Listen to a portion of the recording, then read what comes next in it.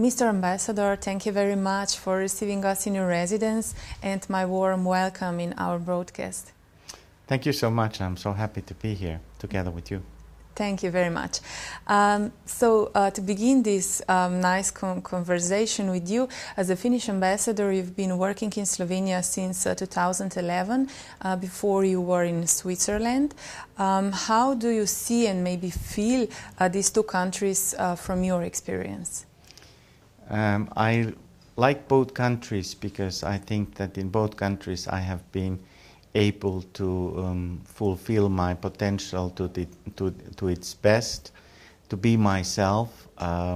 Both countries are very accepting to foreigners, easy places to live, so that gives a very good platform of representing simply your own personality. Mm-hmm. Your passion is photography. Can you tell maybe more about it? Did you get some special inspirations also in Slovenia? Yes, photography has been a long time my special passion, and actually in the early 80s I went to Minneapolis. I studied speech and communication and radio and TV production, was hooked up with some music video stuff, and actually was thinking of profession as a journalist, and worked for a little while in TV as well. So photography and the visuals mean a lot to me. My sister is a textile designer, so maybe I got it partly from her and her interest to the visuals, to colors and all that. Mm-hmm. And we are really grateful to you that we have a possibility to show also some your photographies during our interview. Thank you very much. And maybe the next question on Finland and Slovenia has some things in common. For example, wood industry. Through the history, Finns have interweaved very good your Finnish design with your industry of wood. Nowadays in Slovenia we export mainly the wood instead of the wood products, although we have some famous world designers. How can we deal this wooden challenge and maybe become more brand oriented? One important thing, of course, that is behind of our success in that part is that the big number of the forest owners have built up cooperatives, and they have actually from that they have grown as a big giant companies, so that the buying of the wood has been organized in a very professional way. If you think about big multilateral companies like Nestle, because I've lived 4 times in Switzerland, they also came about the cooperative of the farmers, and look at what Nestle is today. It's a global company and so on. So the key here is to start to work together to build up organization, how this can be organized in a very structural way, and that is the key. But then, of course, on the other hand, research and development in this field is also very important. The forestry industry has changed quite a lot during the past years. The consumption of the paper has gone maybe to the different directions. It's not anymore the same kind of paper. People are saying that in the future it's a cupboard, like people are buying more from the internet, demand for that. Maybe the papers are not needed anymore. Then there's the question of biomass, all the scientific use of the things that we have in forestry. So research and development is, of course, one very important part of this. Mm-hmm. And maybe to cooperate more closely with the designers. Yes, absolutely, absolutely. Mm-hmm. So it's interesting how sometimes crisis creates opportunities. Because of the long winters in your country, you appreciate light very much. And from that reason come lots of best light designers in the world from Finland. Maybe how come this the story, which are maybe the most famous light? Well, one thing is that we are very practical people and very rational people, I would say, maybe to some people even too rational people, but if there's too little light, so people have really started to work on that, how to make our long winters better. That's where the light design has come around. And I think you rightly point out that the crisis can create new opportunities. Our way of thinking is that if there's a challenge, there's going to be a process, and the best thing is that you learn from a process. And here again, it's very important to keep in mind that some of the best processes are where you fail and you make mistakes, because next time you know much better even how to break it through. So in that way, so one should never, if there's a challenge, if there's a crisis, it's normally also some kind of new beginning. Mm-hmm. If we stay still by the winter topic, Finns are quite familiar with the winter way of life, and you offer even a vacation in ice hotel. So can you share with us some good, let's say, ice practices, having in mind the ice storm in Slovenia that we suffered a month ago? Yes, we once again, like, this is an area that I feel very strong about. We are always preparing for the worst. So this also means in terms of our winters, so I think we are quite well prepared what is happening. In terms of this kind of emergencies like ice storm, the Finnish Red Cross has created some sort of like a voluntary network in dealing with these situations. They have been trained what to do when these sort of things happen, and that has been working quite well. Two other issues how to deal with the winter, and where we find that we have actually advanced and went quite far, are we have a very advanced technology of ice breaking. We have the icebreakers, I would say the top of the line in the world. We need to keep the sea open, so that has been developed in Finland quite well. And maybe you have heard that also in terms of keeping the airports working under winter conditions, Helsinki airport has a really fantastic reputation of being open whatever the weather is. Some other places in Europe, a little bit of snow and the airport has to be closed. So I would say that these challenges just simply make you find solutions how to deal with these different situations. So preparedness is the word here again. We really want to be prepared for the worst, and we want to be prepared for the future. I don't think our mentality doesn't allow us think this way, that by the day of the catastrophe we will start improvising. We don't count on that on that day when the crisis hits you can start improvising. You have to prepare yourself for that moment. While talking about the Finnish lifestyle, there must be mentioned also the cult of Finnish sauna, the place actually where Finns warm up, and also it has the important purpose of a social function. So maybe can you tell us more about this culture of saunas in your country? From the beginnings, I would say that sauna is very much like a family-oriented place. Children go with their parents to sauna, have discussions about the issues that maybe be harder to be discussed on other circumstances. Sauna takes off all the formalities. It takes off your pretentious behavior, your acting, and that's why we tend to say that all the real and good things come out in these discussions in the sauna. And of course it doesn't mean only family, it can also mean friends. I have seen people analyzing outside of our country about the function of the sauna, that sauna somehow makes the world like a better place because you see things differently simply.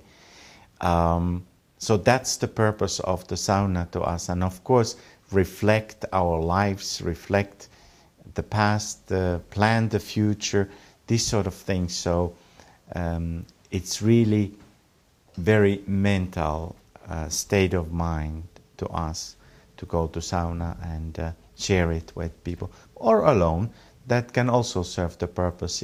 Sometimes we need to be alone also with our thoughts. And where are located the most saunas in your country? They, as I know, if I know correctly, they have a special place. Saunas, of course, typically they were always located by the lakes. So we have 100,000 and so lakes. So that's the really, really original place. But not everywhere next to your house is a lake. So today's modern apartments even have little saunas in an apartment house. So every single apartment can have a little sauna, but that's of course different. Or then we have also this kind of common saunas, like in the house where I live. Downstairs there's a huge sauna department, and everybody can book one's own hour there, like a weekly hour. Then there are common hours, like evenings when people can go jogging and stuff like that, separately for men and women, certain hours, and you can go there to have a sauna. So there are different variations how it works. Well, Finland is also well known by its high living standard and economic position. For the year 2013, Global Innovation Index placed Finland among top 10 ranking. So what contributes the most to such favorable climate in your country? Well, one thing that it really starts with is the emphasis on education. In this surveys of valuing our education, I think Finland ranks quite high in many, many different fields. The educational system is something that we really have invested a lot. And I think it continues then again in terms of the companies. So a lot of effort is put in the research and development. And I think all this comes from also from our sort of like national characters. We are kind of like bold, and I always say this, that it's allowed to be a little bit crazy, because this little craziness you can turn into innovations in doing something that maybe not everybody in the beginning believes in. But once when you are there, it may open up something completely new, and we have seen it in some modern new companies that have been coming up in Finland recently as well. You mentioned your educational system. You're also well known by interweave different knowledges, your interdisciplinary approach. Could you present maybe some good cases of this? Yes, I'm very glad to represent an example. We have a university that is called Aalto University that combined polytechnics, economics, and art and design. Wise people made the decision some years back to combine these faculties to one university. There was a lot of fight in the beginning because people thought that these people cannot really work together. This has proved to be completely wrong, because this way the people, the engineers have found the people with the business mind, and then again they have found the right designers in the same place in this university. So this Aalto University is really one good example of success of this interdisciplinary way of moving things further. And I'm really glad there's a big interest into this in Slovenia as well. People from the university have come here, and actually exactly today your Minister of Education, Jerne Pikalo, is visiting Finland and is visiting Aalto University. Great. Hope to have also in Slovenia some interdisciplinary approaches. This would, I think, also be very good for our industry of wood that we were talking before. So, before you become a diplomat, you also worked in financial business. And regarding high global innovation ranking, Finland must have a good funding system for innovative companies. Maybe just to point out a case of Metso Group, I don't know, this must be a coincidence, the same name, a global provider of mining and construction technology. A few weeks ago established joint venture with a Chinese company Liu Zhong. And so what are the main financial stimulations in Finland for such a successful stories? I think I have to refer back to my earlier answers about education and research and development, and then for sure there are incentives also from the government side for startups, for business ideas to be supported. So all in all, I think this is what it comes up with. Mm-hmm. What about maybe the venture capitalists also? What is the mindset in your country regarding the venture capital? What? This is like the business angels and the venture capital, maybe from abroad. If someone has a good idea, innovative idea, and he doesn't have a financial background, and then comes funding from this side. Yeah. It's like American way. Yeah. Well, I think it's Finland in that sense is quite much open. You recently heard the story of Nokia. Microsoft bought the mobile phone part of the company, but they are planning to have their research centers in Finland, and companies like Google have come to Finland as well with a strong way. I think we realize that we need foreign capital, and there's not this kind of jealousy of that would be taking something out from us. We need this in the globalized world to have this outside impact with the foreigners. And another good example, I think it was that also how people outside believe in our ways of some companies doing the things. Supercell is a company in gaming, video games, and they got a huge investment from Japan recently to continue with their ideas. So basically investing into that. And I think this is a good example of how in the globalized world with the good ideas you do this together with others. It's hard to think that like one nation that you could only depend on yourself. There we learn from others of others' way of looking into things quite strongly, and this is very important. Mm-hmm. You said doing together with others. What maybe can do together Slovenes and Finns? Maybe we are doing something together yet, but maybe also which branches and companies in Slovenia maybe has a potential for the future in this economic field? Yes, there are of course clear similarities in our structures of industries and structures of economy.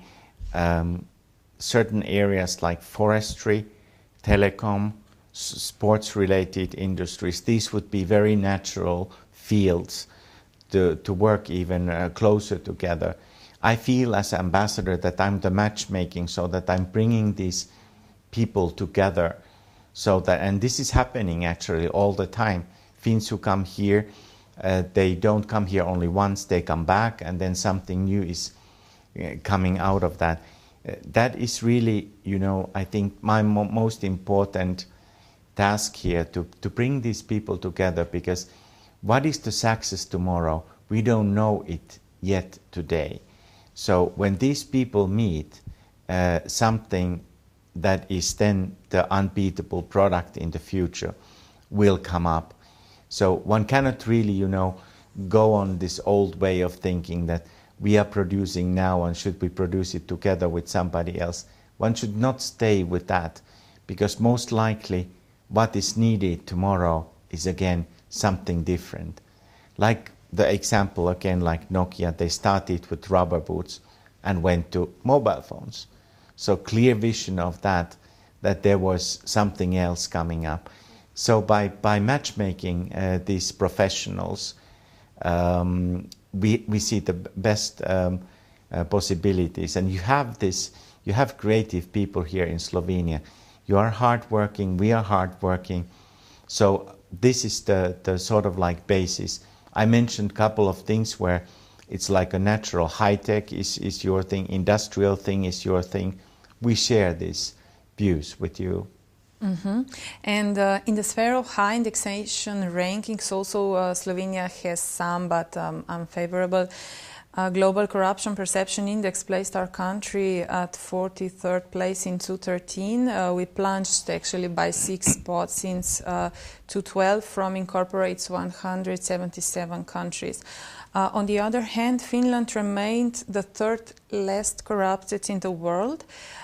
So it seems that only honesty and respecting of rule of law brings you far away.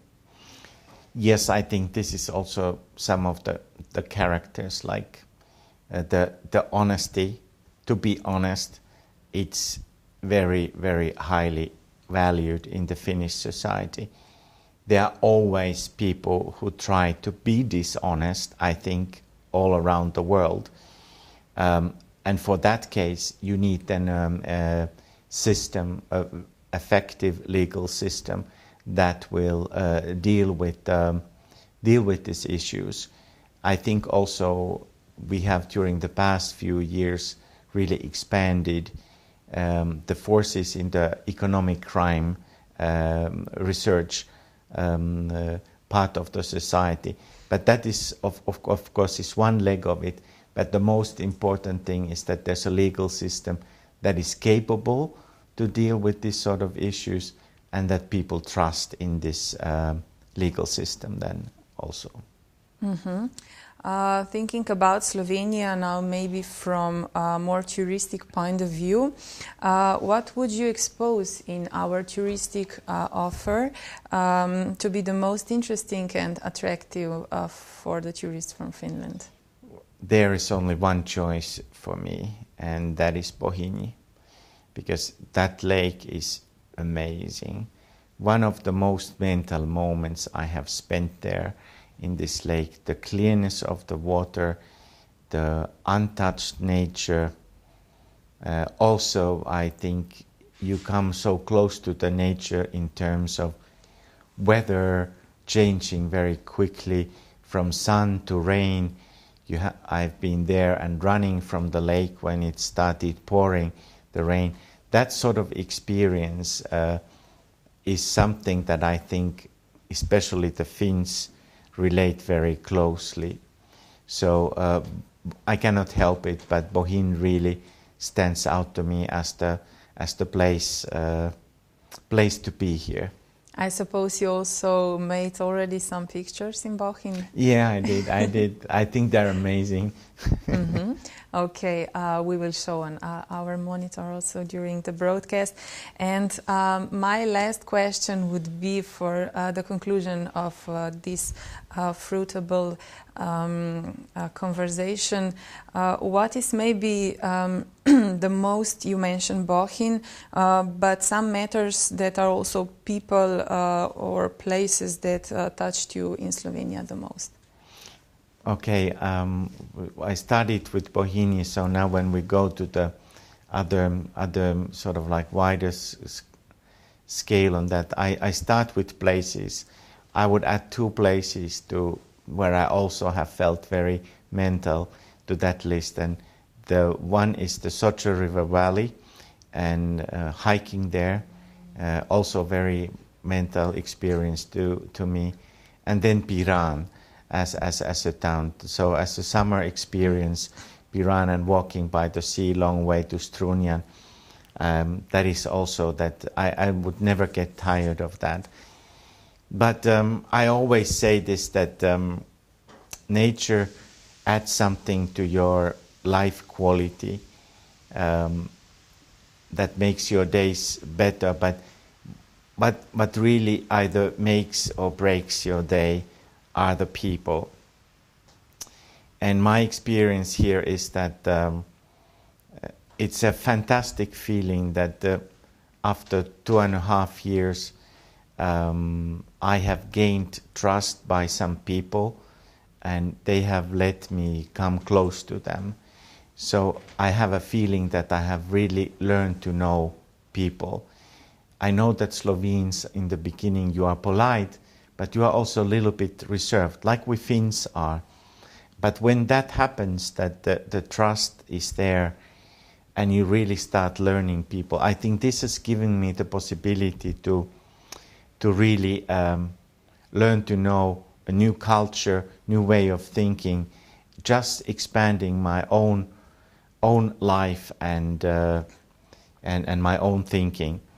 I mean, I have learned to know here, so I have to mention a couple of names because they have made so strong impression to me. Now I'm taking out some younger generation people because they have made me see things differently. They see things clearer than anybody else here in this country. To listen to them is always a big joy to me. Now I'm talking about Goran Vojnovic, Nate Skatsvoda, Miha Mazzini, Rok Bicek. They are all working with literature, movies and so on.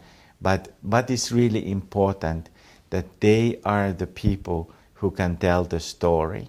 And that's what makes Slovenia interesting. No one story is like a perfect story with no edges or hard stuff.